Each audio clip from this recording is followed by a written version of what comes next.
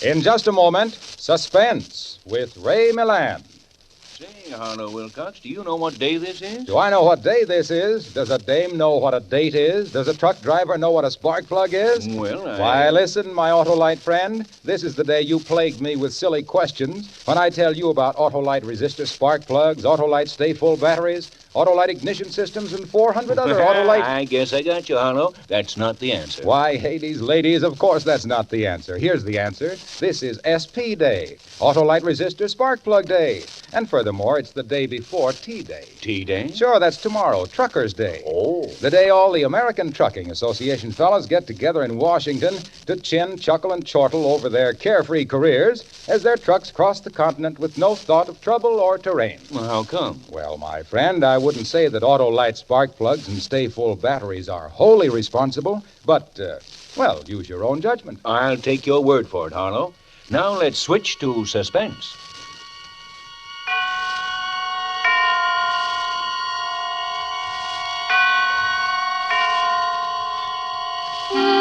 Suspense.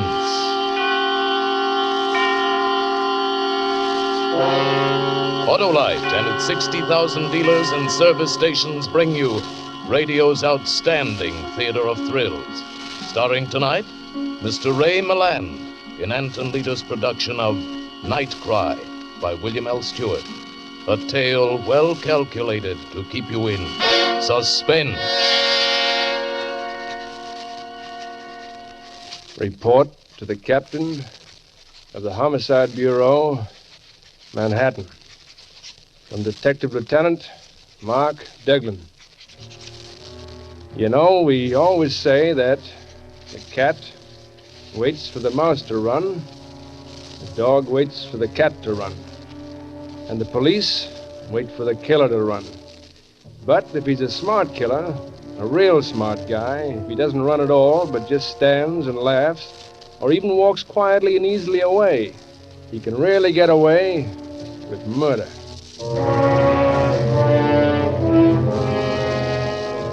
There's a lot of murder around Homicide Squad beside the stiffs we work on. Like the knifing I got when they passed me up and made you, Lieutenant Knight, an acting captain and head of the squad. Funny how a little promotion goes to a guy's head. It was Friday that you got your promotion, and that evening, after you'd sent for me, I had to warm a chair outside until you were ready to see me. Remember? Captain Knight will see you now, Lieutenant. Well, that's sweet of him.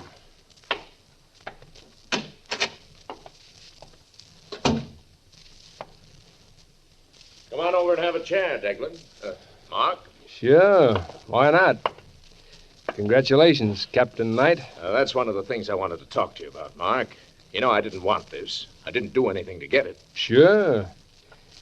Of course, playing golf with the commissioner's brother-in-law had nothing to do with it. You know it didn't, Mark. The force isn't run that way. Now, look, I've worked with you for a long time, and there's no reason why we can't get along fine. Sure, no reason. I'm the first to say that you're the best man on Homicide, Mark. And, well, it's not my place to tell you, but I think you ought to know the reason why you didn't get the promotion instead of me. I'm listening. You know, Mark, the police department has come a long way from what it used to be. And take Homicide. It's no longer a question of one man going out and sapping some poor devil until he gets a confession. All of us, detectives, identification, lab men, telegraph, the medical examiner's office, we're all one big team. You know, that sounds like the commissioner's number 2 speech for the Rotarians. But it's true, Mark. And that's why the police board didn't give you this job. In an age of cooperation, you're still a one-man force. How many killers did I bring in during the last 5 years? Every one you went after. I know that, and so does the police board. But a lot of them had marks on them that they didn't have before you went after them. And some of them had to be carried in. Sure, but I got them, and quick. Some of them I even had booked before that team you mentioned got around to deciding what killed the victims. I know that, but there's always a chance that the next time you'll bring in some guy who had nothing to do with it.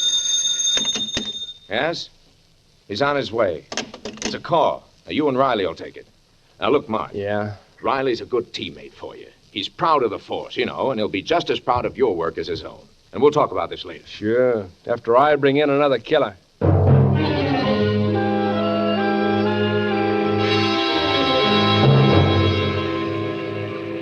was the killing, Riley? In the 70s, near Riverside, a gambling joint. Some guy rolled a 7 the wrong way? Could be.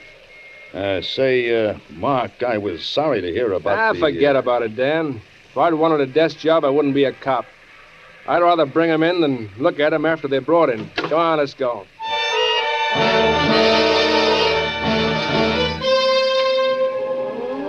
And for a minute, I didn't mind not getting the captaincy.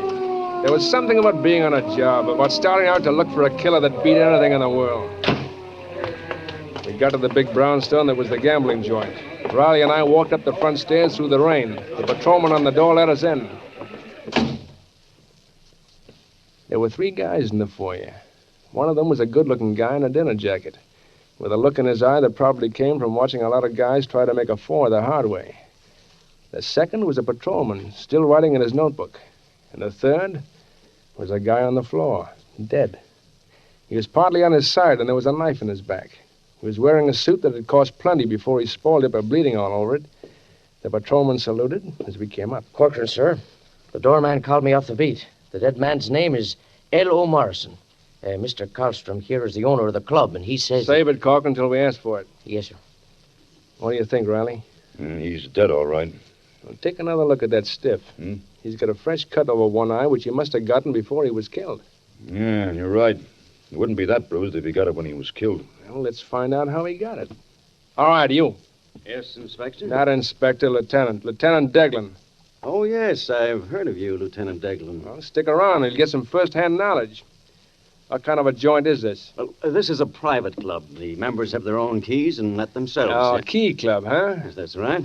Who'd the dead man have a fight with?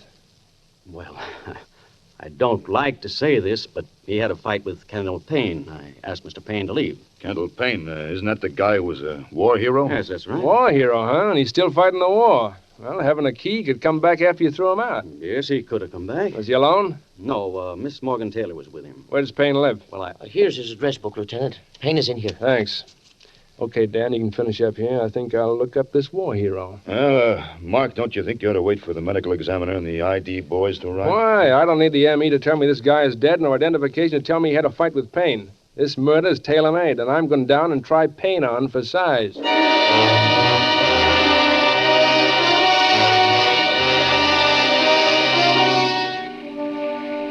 It was a short street just off the Hudson River where a lot of artists and duck wallopers live. There was a dim light in the hall, and I went up the stairs. Light spilled out from under the door that had Payne's name on it, and I knocked. All right, it's open. He was sitting on the bed. He had an army kit bag open and partly packed.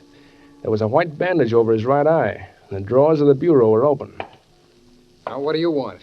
Little talk. Your name Payne? Yeah, but you're not anyone I know. Beat it. We'll get acquainted. This, badge will introduce us. You know what you can do with that badge. You know, I almost forgot you were a hero. How long you been here, hero? Maybe an hour. Now, go on. Get out. How'd you get to be a hero, Payne? With a knife? Look, I don't know you or your badge. Now, go on. Get out. Yeah, you're a tough little punk, aren't you, hero? Especially tough for a boy who's just killed a man. What are you talking about? Where's the dame you were with? Maybe she can tell you about the guy you had a fight with, then went back and killed. Look, you keep her out of it. Look, Sonny, you were maybe tough overseas, but back here you're just another meatball. Now talk. What are you, a tough cop? Well, let's see. How tough? Sure, I'm a tough cop.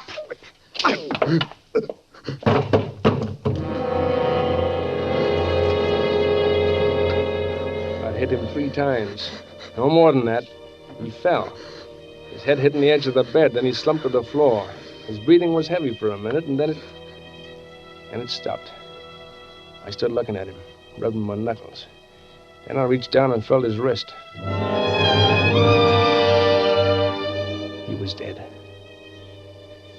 Well, it was another trial the taxpayers wouldn't have to pay for. I got up, went to the phone I'd seen in the hall.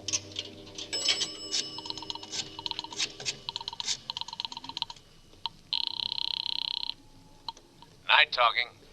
Deglin here. Look, I just... Wait a minute, Mark. Hey, close that door, will you? Now that the case is broken, Mark, they're talking their heads off. Case is broken? Yeah, it was Karlstrom. He got panicky and started to run. You know, Riley, when they run, he shoots. He nailed him in the shoulder, and Karlstrom thought he was going to die and confessed. The dead man was into the gambling house for 50 grand and wouldn't pay, so Carlstrom stuck the knife into him. Hello? You still on? Yeah. I just dropped some change. Did you find Payne? I think he's cleared out. Clothes and the bathroom stuff's all gone. He has. Well, he probably saw something. He didn't want to get mixed up in it. Well, we can always put out an alarm on him. Go home and get some sleep, Mark. Sure. I'll get some sleep. While I hung up, walked back into Payne's room. I looked down at him, thought what a lousy time to make a mistake. Well, there was only one smart way out. I had to bring Candle Payne back to life long enough to be seen taking a run-out powder. I needed some good, reliable witnesses. That way, I could get away with murder.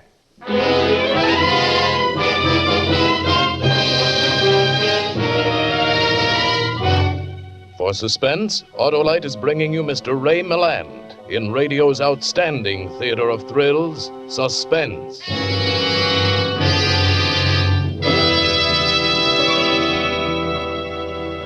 How in tarnation do you say so much about Autolite spark plugs in so short a time? Why, that's easy, Hap. Do you want the high points and the lowdown on these master magicians, these motor marvels, these monuments to Autolite ignition engineers? Well, plug one ear and spark to this. Well, if I must. By Cornelius, I'll plug these Autolite resistor spark plugs anytime, any place. Do you want your engine to idle smoothly as a sultan's harem, purr as contentedly as a Persian kitten, run as tirelessly as a perpetual motion machine? Well, Then you want Autolite resistor wide gap spark plugs. Why, that wide gap in these new Autolite resistor spark plugs means as much to your car as Donald Duck means to duckdom, Chessie means to catdom, Lassie means to dogdom. No. Why, by Cornelius, when you replace your old narrow gap spark plugs with the new Autolite resistor wide gap spark plugs, your car refuses to be satisfied just to run better, save gas, and save dough. With Autolite resistor spark plugs, you cut interference with radio and television reception. That's important, mighty important. And what's more important, you ought to get all your neighbors to march right down with you to buy a set of Autolite resistor spark plugs tomorrow morning. Do it right away, Hap. Don't keep me in suspense. Okay, Harlow. Here is Suspense. And now, Autolite brings back to our Hollywood soundstage Mr. Ray Milland as Detective Lieutenant Mark Deglin in Night Cry, a tale well calculated to keep you in suspense.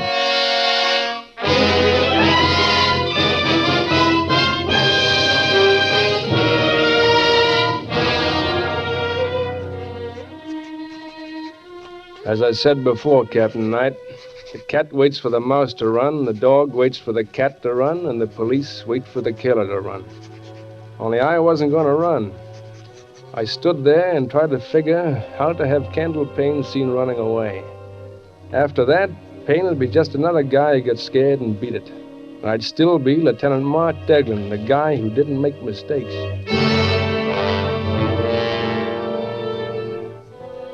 It took me a while, in the night and the rain, to do what I had to do. Quite a while. But I finally got to my own apartment. I still had Payne's kit bag with his name stenciled on the side, but I could get rid of that later. I tossed it on the floor behind my desk and went to sleep. When I got to headquarters the next morning, it was late. Payne's disappearance had the DA demanding we find him. Dan Riley was already out trying to trace Payne, and I could just imagine him bulldogging along from one witness to another. And then you said... Suppose you go up to Connecticut, Mark, and talk to Payne's girl, Morgan Taylor. Just routine. Just routine? Okay, I'll take care of it.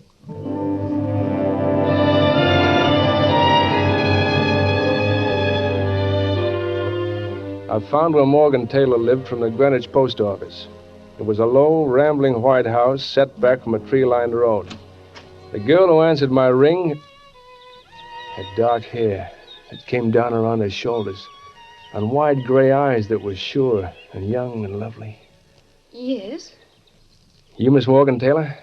Yes, I am. I'm Lieutenant Mark Deglin of the New York Police. Oh? You know where I can find Candle Payne? Oh, the silly fool. He said something about leaving last night, but I thought he was just being dramatic. When was this? Well, I went down to his place with him last night after we left the gambling club. I've been seeing a lot of Ken, but I just couldn't keep on. He was always getting into fights and picking arguments. So I told him I wouldn't see him anymore. That's when he said he'd leave. And that's the last time you saw him? Yes. But there's something else. Well, yes. It wasn't time for my train yet, so I walked around in the rain.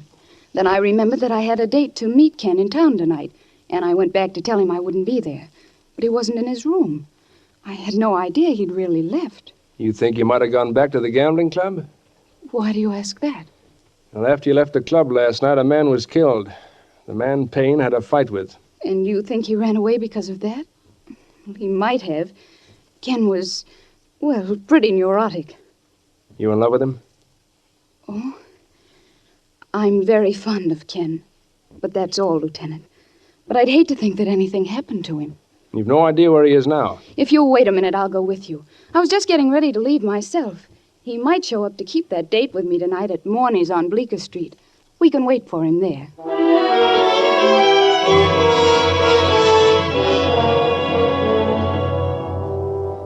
She rode back to New York with me. And after the first few miles, we stopped talking about Kendall Payne and talked about ourselves. She was really a beautiful gal. And I kept glancing sideways at her profile. Maybe this case was going to turn out better than I thought. When we hit town, I called you, Captain Knight. Remember? I was doing, not mentioning what nice work it was turning into. And then Morgan and I went on to the restaurant.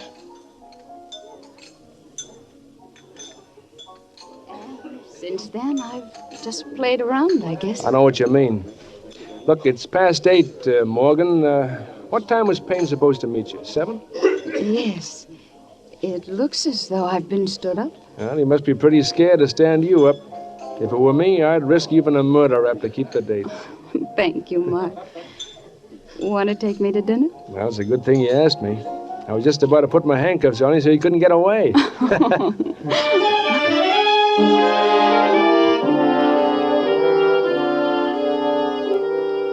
I got into headquarters early next day.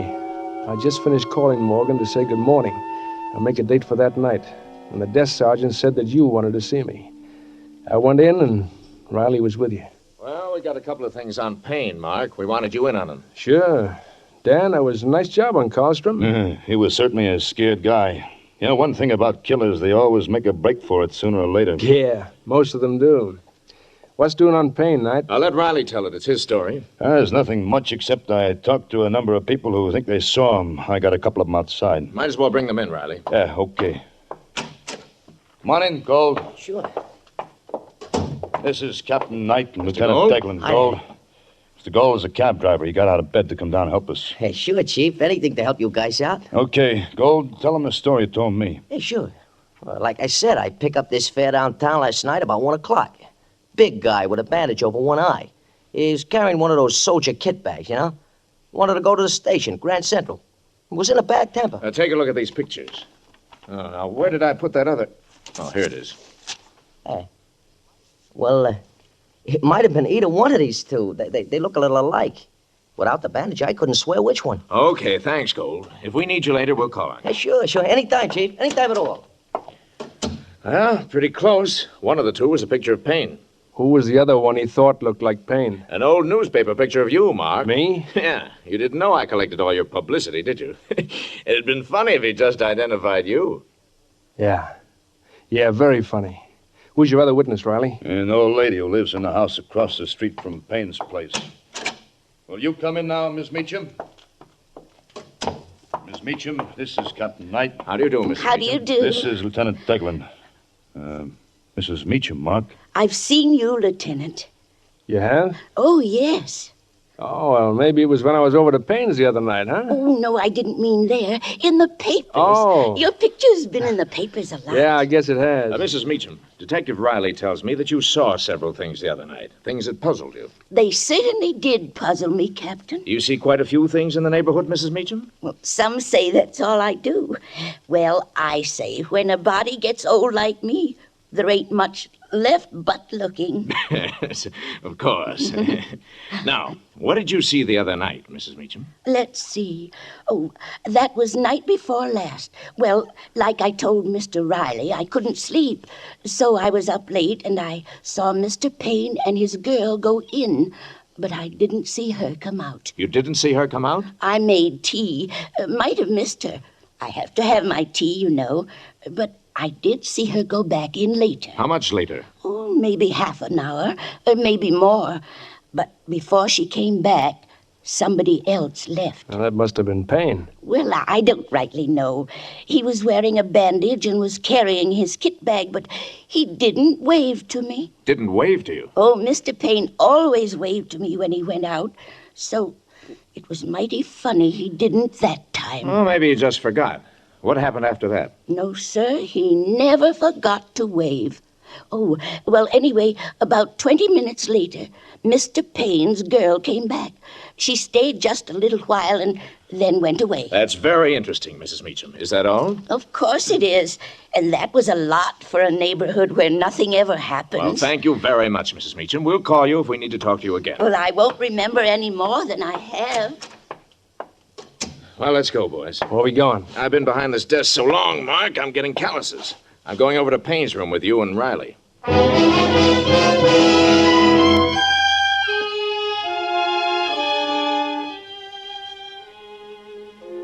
The room was as I remembered it, except there wasn't any body on the floor and the police technicians were there. Now, let's see now.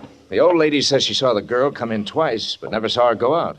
Any other way out of here, Riley? Through the window. Let's take a look. You men through with this window? Yeah, all through, Captain. Found plenty of prints of some guy, probably this Payne. A few prints of a small man or woman. Uh-huh. Let's look at this window. I stood watching. They weren't going to find anything looking out of the window. Maybe they'd see the pry marks in the wood and find the satchwaits were missing. But that wouldn't mean a thing. Suddenly, Riley let go of the window and... Hey, watch it! It almost took my fingers off. Yeah, I'm sorry. Hey, Al. The sash cords have been cut and the sash weights are missing. So what? I see what you mean, Dan. The river's near here, isn't it? That's what I was thinking. Okay. We'll call the harbor patrol and see what we get.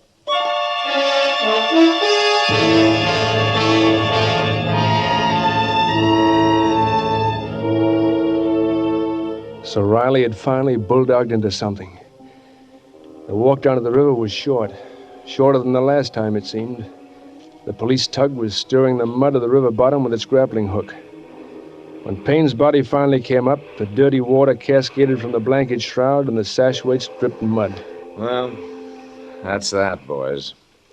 Payne didn't run away at all. Somebody killed him. I think we can wrap this one up fast. How'd you figure that, Knight? Well, it's easy, Mark. The girl had a fight with him. She's the only one seen going in the other night. Her prints are on the window. She probably killed him, dressed up in his clothes, made it look like he was leaving, then came back and dumped the body. It's the girl, all right. But listen, this Taylor girl couldn't carry a big guy like that. Couldn't she? She was in the ambulance service overseas, Mark, and carried soldiers around. Civilians aren't any heavier. I'm putting out a pickup on the girl.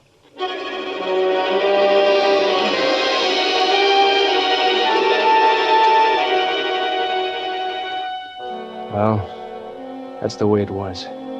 I had an out, but it was the one out I didn't want. I didn't want the chair getting Morgan Taylor. Not when I wanted her. I'd have to fix it some way. I had to go home and think. Well, I hadn't been there long when...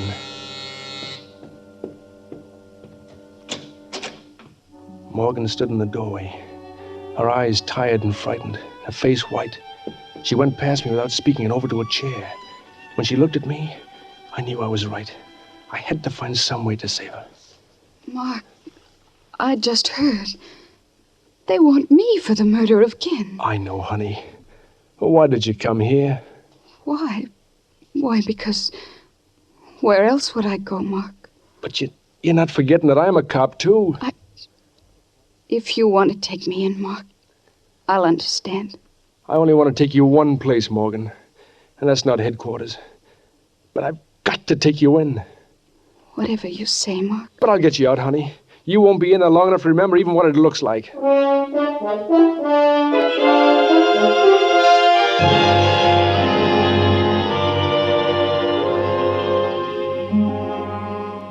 After they booked her at headquarters, I went back to the apartment. I had to figure out some way to save her and myself. But first I had to get rid of that kit bag. If she'd seen it, everything would have been ruined. Besides, it was stupid to leave it around. Then I had an idea.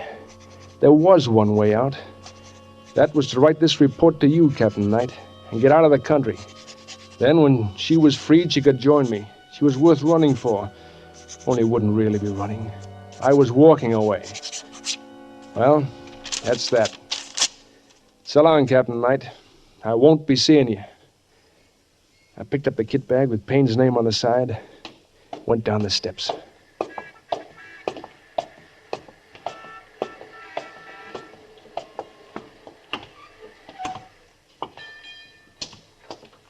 Hello, Mark. Riley, what? I think I got a lead on the girl, and I thought you'd want to be in on the kill. But I got her, Dan. I just turned her in. What? Well, where'd you find it? What's the bag? Oh, nothing, Dan, nothing. Kendall Payne. Mark. Look, I found it. Where? In his apartment. I was there yesterday, and we were all there today. Look, what's the matter? You think I'm lying? I don't know, Mark. Say, what time were you at Payne's the other night? Look, Dan, I got something to do. Look, we'll talk about this case later, huh? Wait a minute, Mark. That cab driver picked out your picture as well as Payne's. The old lady said she'd seen you. Maybe they knew what they were talking about. Listen. You weren't surprised when we found those sash weights gone, or even when you saw Payne's body dragged out of the river. Oh, there's nothing worse than a cop who's turned bad. Mark. Get out of my way, Dan. Hey, Mark. I had to run. Everything had been crowding in all day. That cab driver, the old lady, the kit bag, and now Riley. Pushing in like a bulldog with his questions. I had to run and keep running. I had to get away before he could ask another question. Mark, don't run, Mark. Don't!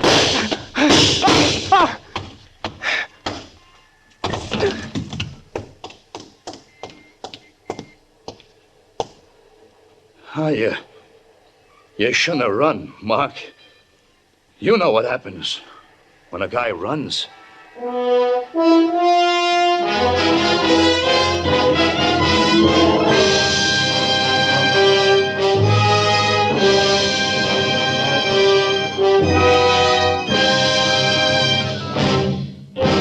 Thank you, Ray Milland, for a splendid performance. Mr. Milland will return in just a moment.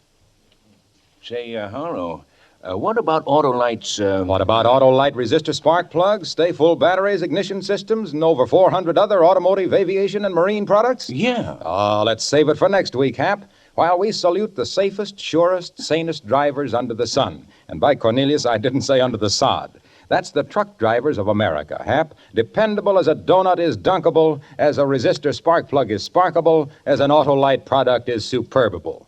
Say, these wonderful truckers have got me wound upable. I'm delighted. I'm Autolighted. By Cornelius, I'm excited. Harlow, before these good friends have been good-nighted, remember... Autolite means spark plugs. Ignition-engineered resistor spark plugs. Autolite means batteries. Stay full battery. Autolite means ignition systems. The lifeline of your car.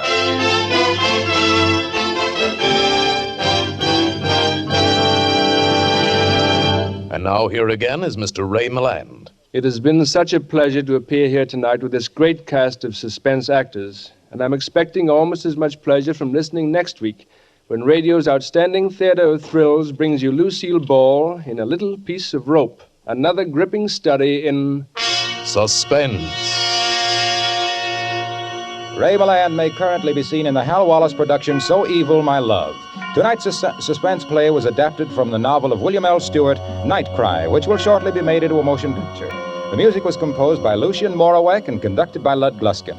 The entire production was under the direction of Anton M. Leader. In the coming weeks, Suspense will present such stars as William Powell, Agnes Moorehead, John Garfield, Edmund O'Brien, and many others. Make it a point to listen each Thursday to Suspense, radio's outstanding theater of thrills. And next Thursday, same time, hear Lucille Ball in A Little Piece of Rope.